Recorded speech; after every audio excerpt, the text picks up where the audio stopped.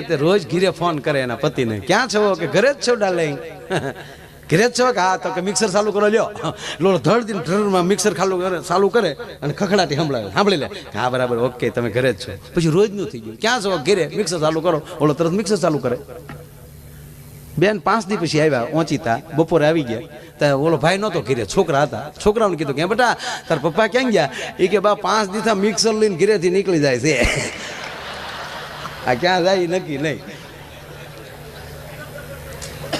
એ આપણે જોઈએ ભાઈ. એટલે બહેનોને તેમ જ હોય કે બસ બહુ ભોળા ને હકીકત એવું. એટલે બિચારા બેનને શું થયું કે મને એટલી બધી હાચવે છે, હું પાણી માગું તો દૂધ આપે, મારું કેટલું ધ્યાન રાખે. મારી હાટું એની માને એને મૂકી દીધી.